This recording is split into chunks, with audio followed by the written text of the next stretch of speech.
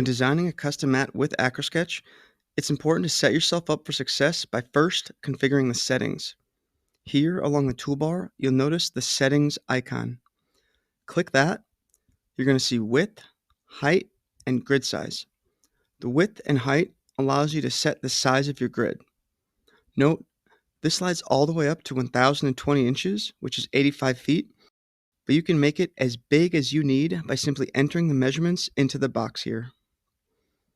A good rule of thumb is to make the size of your grid at least 2 times the size of your overall mat design, so you have plenty of leeway to work along both sides.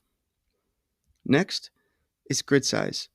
12 inches is the distance between each grid line. We recommend 12 inches for the easiest design, but you can also set this larger or smaller based on the size of your mat design. Next is show grid. This box allows you to turn the grid on or off behind your mat design.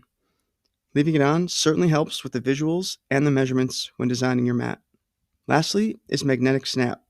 Having the magnetic snap box checked will make sure the cursor snaps to the closest grid line when designing your mat.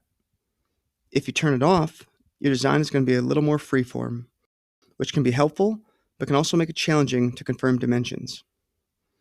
Once you confirm your settings, you're all set to begin designing your custom mat.